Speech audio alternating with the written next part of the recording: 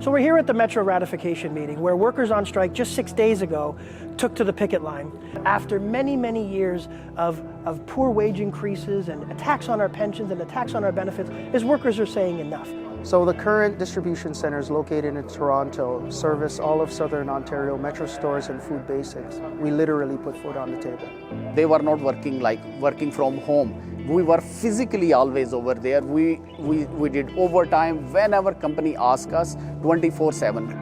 People worried about their own health and well-being, but these guys came to work every day and they produced for the company. It allowed the company to make record profits. We brought them a wage increase that was 5.6%, the first wage increase in this sector that managed to outpace inflation. It delivered record wages increases, it addressed premiums, it introduced new bridge packages, it made improvements to benefits and to our pension.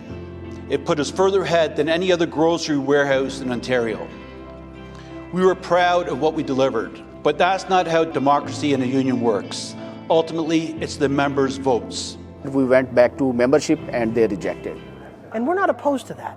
That happens, but at a time of record inflation, at a time of sky-high prices around the country, and at a time where workers have been taken advantage of, no one should be shocked that these Metro workers took matters into their own hands last week and decided that they were going to take on a giant of an employer and essentially paralyze the entire west end of Toronto and Metro stores across the province when it came to their supply chain. This is now workers saying, enough. We're not going to take it anymore, and we want our union to lead.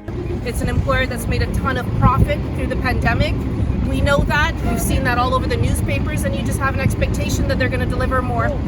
And they pushed you to push me to go back to the company and demand more.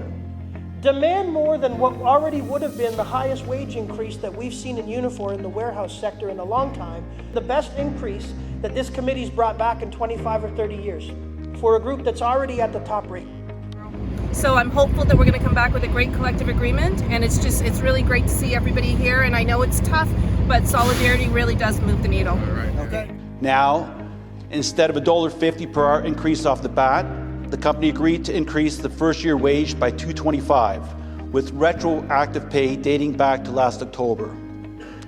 That equates to a one-year increase of 8.3%. Over the life of this agreement, we're going to receive about approximately 16% wage increase. Also with the bridge packages, 40. Normally we'd get 10 per agreement. We made significant increases in pension and benefits. We looked after retirees. It's pretty incredible. So I want everyone to think very hard.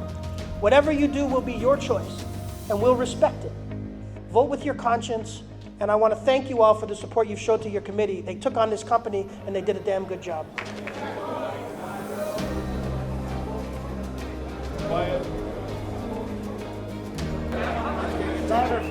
I get everybody's attention, please? We have an agreement. The workers at Metro Warehouse, despite working for the #3 grocer, will now be the #1 paid grocer for distribution center for warehouse workers in the country. We have now put pressure on Loblaws and Sobeys to do better for their workers too. And this is precedent setting and will allow us to set this pattern in deals that we bargain for warehouse workers across the country as the cornerstone for what Unifor stands for when it comes to workers in warehouses. So what we've achieved today would not be done without collective bargaining. People need to understand how important unions are. If you are not unionized, please come and join the union. We're looking forward to what this means for the future of warehouse workers, what this means for people who work at Amazon that we can organize. And I'm very grateful for Unifor, and I hope we continue to grow, especially in Canada and abroad. Solidarity! Solidarity!